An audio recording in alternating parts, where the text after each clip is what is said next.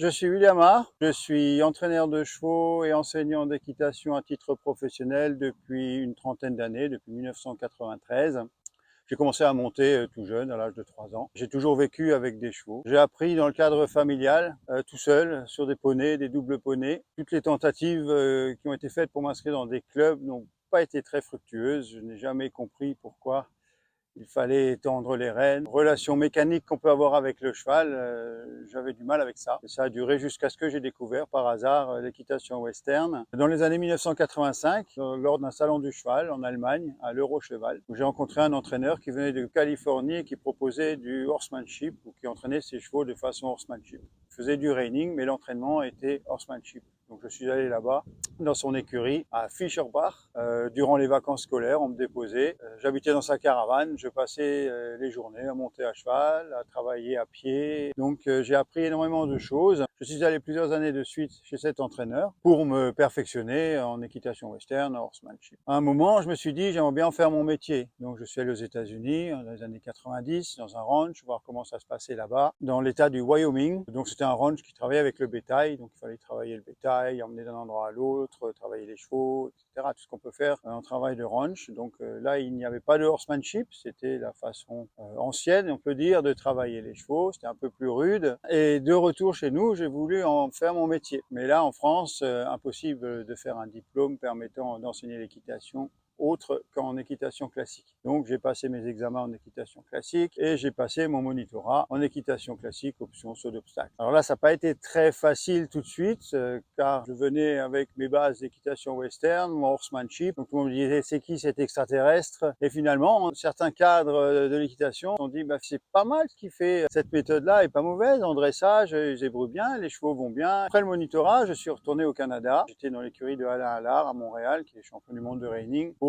préparer mes diplômes d'instructeur en équitation western de la Fédération équestre du Québec et d'entraîneur d'équitation western de la Fédération équestre du Canada. J'y suis resté environ 6 mois. J'ai eu à ce moment-là des propositions pour éventuellement rester travailler là-bas sur place dans une écurie. Mais entre-temps, on m'avait envoyé des propositions pour travailler dans des centres équestres ici en Alsace. Je suis rentré. J'ai travaillé en Alsace dans des centres équestres, mais j'ai jamais pu trouver exactement ce que je voulais. À ce moment-là, il n'y avait qu'une solution, c'est m'installer à mon compte. Donc je me suis installé à mon compte et j'ai proposé l'équitation western, l'équitation sur poney et l'équitation classique à partir de 1996 dans un centre équestre dans le nord de l'Alsace. Et tout mon enseignement commençait à être basé vraiment sur le horsemanship, que ce soit en équitation classique ou en équitation western.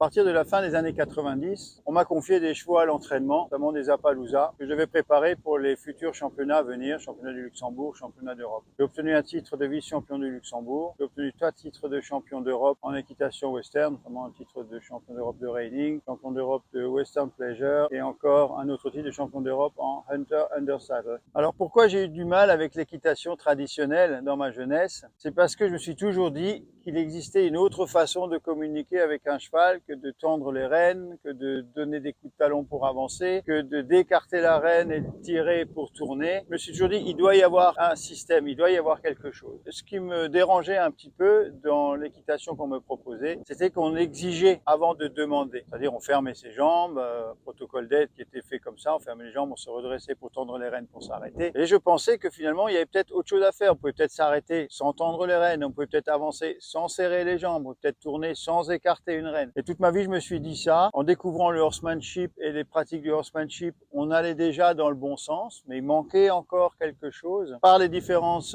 expériences que j'ai eues avec les chevaux, par les lectures que j'ai faites de publications scientifiques notamment, j'ai pu mettre en place une méthode un peu différente où on essaye de demander au cheval, on essaye d'entrer en communication avec le cheval plutôt que de le contraindre à faire quelque chose. Je vais essayer de convaincre que c'est bien d'aller dans ce sens-là. Je vais essayer de pratiquer un transfert d'idées. Mon idée d'aller à gauche deviendra l'idée du cheval. Et si on va ensemble au même endroit, ce sera plus facile que si moi je veux y aller. Parce qu'il faut pas oublier une chose. Un couple cavalier-cheval, c'est 3 personnes. C'est un cheval, un cavalier et un couple. Et quand un couple veut aller quelque part, c'est plus facile que lorsque seulement un des deux veut aller quelque part. Si un cavalier veut tourner à gauche et le cheval ne veut veut pas ou le cheval ne comprend pas, ça va être compliqué. Si le cheval veut tourner à gauche et que le cavalier veut continuer tout droit, par exemple, ça risque de devenir compliqué aussi. Alors que si tous les deux veulent aller dans la même direction, ce sera beaucoup plus facile. Donc mon but, c'est de devenir un leader inspirant, c'est-à-dire d'inspirer le cheval, qui se dise que finalement, en allant vers lui, en allant avec lui, ce sera beaucoup mieux pour moi.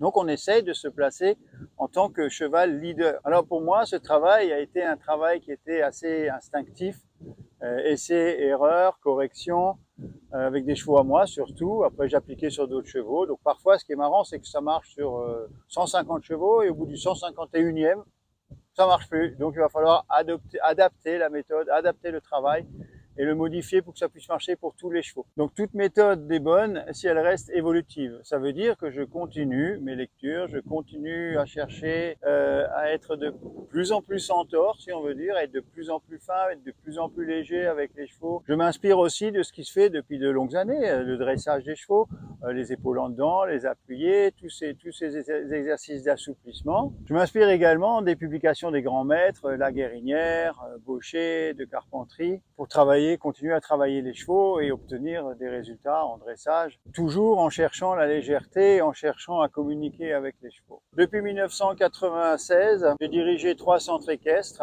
2 en Alsace, 1 en Bourgogne. Donc j'étais dans le nord de l'Alsace de 1996 à 2009, dans un centre équestre dans lequel on enseignait l'équitation western, l'équitation classique et l'équitation sur poney. On préparait également des chevaux à la compétition, on débourrait des chevaux, on entraînait des chevaux de loisirs également. J'ai dirigé un centre équestre à côté de Dijon, qui était spécialisé en reining. Depuis 2 ans, je suis de retour en Alsace, où je dirige le site des anciens haras nationaux de Pfaffenhofen, qui sont maintenant les haras de Pfaffenhofen, Williamart Performance.